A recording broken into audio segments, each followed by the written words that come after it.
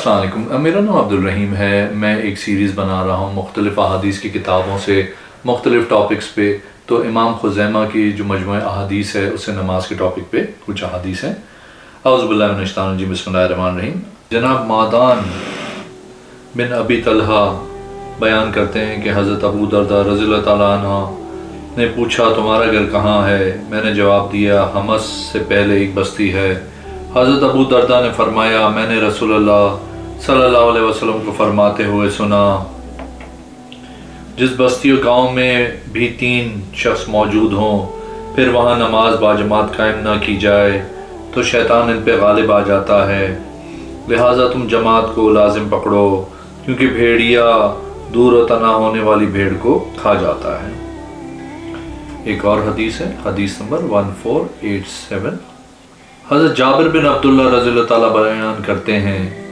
کہ رسول اللہ صلی اللہ علیہ وسلم کی ٹانگ تکلیف درد کی وجہ سے چلنے پھرنے سے رک گئی تو ہم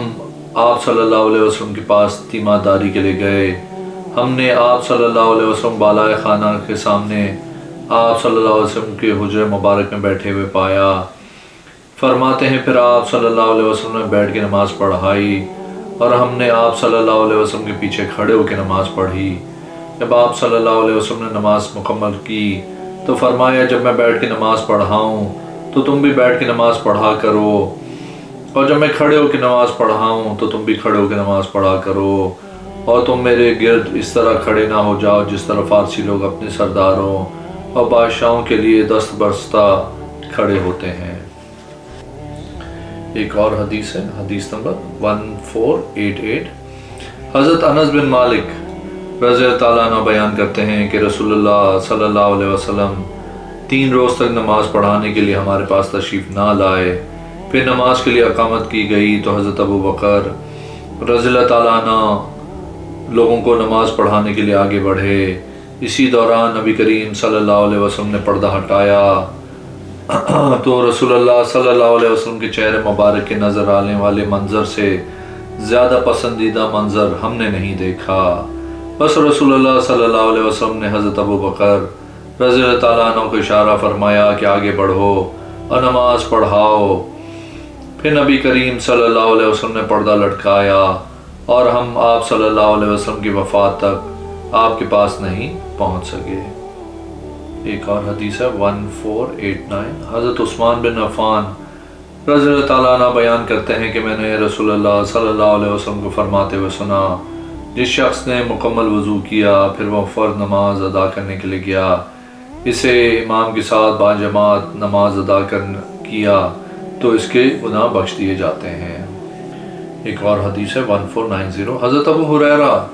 رضی اللہ تعالیٰ عنہ نبی کریم صلی اللہ علیہ وسلم سے روایت کرتے ہیں کہ آپ صلی اللہ علیہ وسلم نے فرمایا تم میں سے کسی شخص و جماعت کے پیچھے نماز اس کی اپنے گھر بار یا بازار میں اکیلے کی نماز سے 25 سے زیادہ درجہ فضیلت رکھتی ہے، اور یہ اس کے لیے کہ تم میں سے کوئی شخص جب وضو کرتا ہے تو بہترین وضو کرتا ہے، پھر وہ صرف نماز کے لیے گھر سے نکلتا ہے،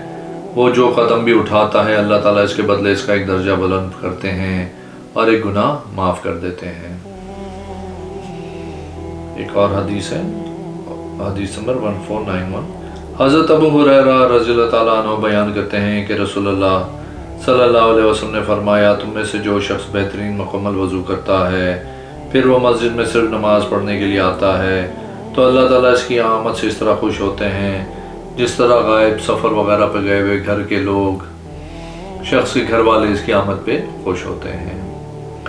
ایک اور حدیث ہے 1492۔ حضرت عقبہ بن عامر رضی اللہ تعالیٰ عنہ بیان کرتے ہیں کہ رسول اللہ صلی اللہ علیہ وسلم نے فرمایا جب کوئی آدمی وضو کر کے نماز کا اہتمام کرتے ہوئے مسجد کی طرف جاتا ہے تو اس کی نیکیاں لکھنے والے کاتب اس کے لیے مسجد کی طرف بڑھنے والے ہر قدم کے بدلے 10 نیکیاں لکھ دیتا ہے، اور بیٹھ کے نماز کا انتظار اور اہتمام کرنے والا شخص خشوع و خضوع کے ساتھ عبادت کرنے والے کی طرح ہے، اسے گھر سے نکلنے کے وقت سے لے کے واپس لوٹنے تک نمازیوں میں ہی لکھا جاتا ہے۔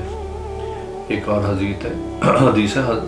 حدیث نمبر 1493۔ حضرت ابو ہریرہ رضی اللہ تعالیٰ عنہ سے روایت ہے کہ رسول اللہ صلی اللہ علیہ وسلم نے فرمایا تمام نفوس پر ہر اس دن میں صدقہ فرض کر دیا گیا ہے جس میں سورج طلوع ہوتا ہے، اور ان میں سے ایک یہ بھی ہے کہ دو افراد کے درمیان عدل و انصاف کرو۔ یہ صدقہ ہے، تم آدمی کو اس کی سواری پہ سوار ہونے میں مدد کرو تو یہ بھی صدقہ ہوگا،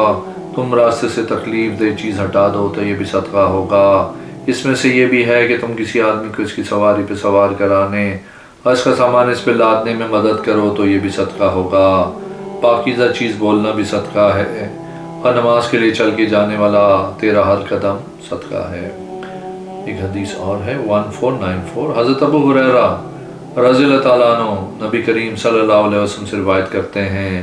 آپ صلی اللہ علیہ وسلم نے فرمایا پاکیزہ بول بھی صدقہ ہے، اور ہر وہ قدم جو تم چل کے نماز کے لیے جاتے ہو وہ بھی صدقہ ہے۔ ایک اور حدیث ہے، حدیث نمبر 1490، عبد الرحمن بن جبیر روایت کرتے ہیں کہ عبداللہ بن عمر رضی اللہ تعالیٰ عنہ سے حضرت عبداللہ بن عمر حضرت معاذ بن جبل کے ساتھ سے گزرے جبکہ وہ اپنے دروازے پہ کھڑے اپنے ہاتھ سے اشارہ کر رہے تھے گویا کہ وہ خود سے باتیں کر رہے ہوں۔ حضرت عبداللہ رضی اللہ تعالیٰ عنہ نے ان سے کہا، اے عبد الرحمن، آپ کو کیا ہوا ہے؟ اب آپ اپنے آپ سے باتیں کر رہے ہیں۔ انہوں نے جواب دیا، اور مجھے کیا ہوا ہے؟ کیا اللہ کا دشمن شیطان مجھے اس کام سے غافل کر دینا چاہتا ہے جسے میں نے رسول اللہ صلی اللہ علیہ وسلم سے سنا ہے؟ وہ کہتا ہے آپ کافی عرصے سے گھر میں بیٹھے مشکلات برداشت کر رہے ہیں، کیا آپ مجلس میں جا کے گفتگو نہیں کریں گے؟ جبکہ میں نے رسول اللہ صلی اللہ علیہ وسلم کو فرماتے ہوئے سنا، جس شخص نے اللہ کی راہ میں جہاد کیا تو اس کی ضمانت اللہ کے ذمہ ہے، اور جس شخص نے بیمار کی تیمارداری کی وہ اللہ تعالیٰ کی ضمانت میں ہے، اور جو شخص مسجد کی طرف صبح کے وقت گیا یا شام کے وقت گیا تو اللہ کے ذمہ ہے، اور جو شخص امام کی بیمار کرسی کے لیے گیا تو اس کی ضمانت اللہ پہ ہے، اور جو شخص اپنے گھر میں بیٹھا رہا اس نے کسی شخص کی برائی کے ساتھ غیبت نہ کی تو وہ اللہ کے ضمانت میں ہے۔ تو یہ اللہ کا دشمن ابلیس مجھے میرے گھر سے نکال کے مجلس میں لے جانا چاہتا ہے۔ ایک اور حدیث ہے، حدیث نمبر 1496، حضرت ابو ہریرہ رضی اللہ تعالیٰ عنہ بیان کرتے ہیں کہ رسول اللہ صلی اللہ علیہ وسلم نے فرمایا،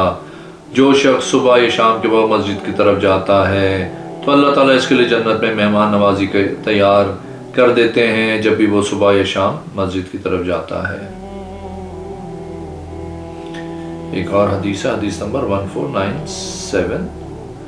حضرت ابن عباس رضی اللہ تعالیٰ عنہ بیان کرتے ہیں کہ رسول اللہ صلی اللہ علیہ وسلم نے فرمایا، انسان کے ہر عضو پہ ہر روز صدقہ واجب ہے۔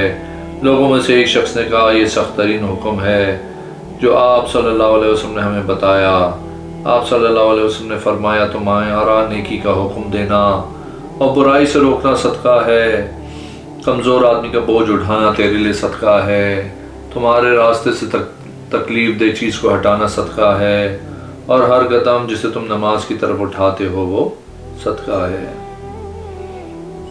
ایک اور حدیث ہے، حدیث نمبر 1498، حضرت سہل بن سعدی رضی اللہ تعالیٰ عنہ بیان کرتے ہیں کہ رسول اللہ صلی اللہ علیہ وسلم نے فرمایا، اندھیرے میں مسجد کی طرف چل کے جانے والوں کو قیامت کے دن مکمل نور کی خوشخبری دے دی جاتی ہے۔ اور حدیث ہے 1499، حضرت سہل بن سعد رضی اللہ تعالیٰ عنہ بیان کرتے ہیں کہ رسول اللہ صلی اللہ علیہ وسلم نے فرمایا، اندھیروں میں مساجد کی طرف نماز کے لیے چل کے جانے والوں کو مکمل نور کی خوشخبری دے دو۔ ایک اور حدیث ہے، حدیث نمبر 1500، حضرت ابی بن کعب رضی اللہ تعالیٰ عنہ بیان کرتے ہیں کہ ایک انصاری شخص کا گھر مدینہ منورہ میں سب گھروں سے دور تھا، مگر اس کے باوجود رسول اللہ صلی اللہ علیہ وسلم کی اس کی نماز باجماعت فوت نہیں ہوتی تھی۔ مجھے اس پہ بڑا ترس آیا کہ اتنی مشقت برداشت کرتا ہے۔ میں نے اس سے کہا، اے فلاں، اگر تم ایک گدھا خرید لو جو تمہیں گرمی کی تپش سے بچا لے، پتھروں سے زخمی ہونے سے تمہیں محفوظ کرے اور تمہیں زمین زہریلے کیڑے مکوڑوں سے بچا لے تو یہ کام بہت اچھا ہے۔ اس نے کہا، اللہ کی قسم، بے شک میں یہ بات پسند نہیں کرتا کہ میرا گھر محمد صلی اللہ علیہ وسلم کے گھر کے ساتھ متصل ہو۔ حضرت ابی کہتے ہیں، یہ بات مجھ پہ بڑی گراں گزری، حتیٰ کہ میں نے نبی کریم صلی اللہ علیہ وسلم کی خدمت میں حاضر ہو کے یہ بات ذکر کر دی۔ آپ صلی اللہ علیہ وسلم نے اسے بلا کے اس بارے میں پوچھا تو اس نے آپ کو بھی وہی جواب دیا اور یہ بھی بتایا کہ وہ اس کام میں اجر و ثواب کی امید رکھتا ہے۔ رسول اللہ صلی اللہ علیہ وسلم نے فرمایا بے شک تمہیں تمہاری نیت کے مطابق اجر و ثواب ملے گا۔ ایک اور حدیث ہے، حدیث نمبر 1501۔ حضرت ابو موسیٰ رضی اللہ تعالیٰ عنہ فرماتے ہیں کہ رسول اللہ صلی اللہ علیہ وسلم نے فرمایا یقیناً نماز میں سب سے عظیم اجر و ثواب کا حقدار وہ شخص ہے جو ان سب سے زیادہ دور سے چل کے آتا ہو، پھر وہ جو اس سے بھی دور سے آتا ہو، اور جو شخص نماز کا انتظار کرتا ہے حتیٰ کہ اسے امام کے ساتھ باجماعت نماز ادا کرتا ہے، اس شخص سے بڑے اجر و ثواب کا مالک ہے جو نماز اکیلا پڑھ کے سو جاتا ہے۔ ایک اور حدیث ہے، حدیث نمبر 1502۔ حضرت ابو سعید خدری رضی اللہ تعالیٰ عنہ بیان کرتے ہیں کہ رسول اللہ صلی اللہ علیہ وسلم نے فرمایا جب تم کسی ایسے شخص کو دیکھو جو مسجد میں آتے نماز پڑھنے اور اس کی دیکھ بھال کرنے کا عادی ہو تو اس کے لیے ایماندار ہونے کی گواہی دے دو۔ ارشاد باری تعالیٰ ہے یقیناً مسجدوں کو وہی لوگ آباد کرتے ہیں جو اللہ تعالیٰ اور آخرت کے دن پہ ایمان رکھتے ہیں۔ ایک اور حدیث ہے 1503۔ حضرت ابو ہریرہ رضی اللہ تعالیٰ عنہ نبی کریم صلی اللہ علیہ وسلم سے روایت کرتے ہیں کہ آپ صلی اللہ علیہ وسلم نے فرمایا جو شخص بھی مساجد کو نماز کے لیے اپنا ٹھکانہ بنا لیتا ہے تو اس کے گھر سے نکلنے کے وقت اللہ تعالیٰ اس کی طرف اس طرح خوش ہوتے ہیں جس طرح غیر موجود شخص کی آمد پر اس کے گھر والے خوش ہوتے ہیں۔ ایک اور حدیث ہے 1504۔ حضرت ابو ہریرہ رضی اللہ تعالیٰ عنہ بیان کرتے ہیں کہ رسول اللہ صلی اللہ علیہ وسلم نے فرمایا جب تم میں سے کوئی شخص وضو کر کے مسجد جاتا ہے وہ اسے صرف نماز ہی اٹھاتی ہے، وہ صرف نماز ہی کے لیے آتا ہے، چنانچہ جب وہ مسجد میں داخل ہو جاتا ہے تو وہ نماز ہی کے حکم میں رہتا ہے جب تک نماز اسے روکے رکھتی ہے، اور تم میں سے کوئی شخص جب تک اپنی نماز والی جگہ پہ بیٹھا رہتا ہے فرشتے اس کے لیے ان الفاظ میں دعا کرتے ہیں اے اللہ اس شخص کو معاف فرما، اے اللہ اس پہ رحم فرما، اے اللہ اس کی توبہ قبول فرما جب تک وہ مسجد میں کسی کو تکلیف نہ دے، جب تک وہ اس میں بے وضو نہ رہے۔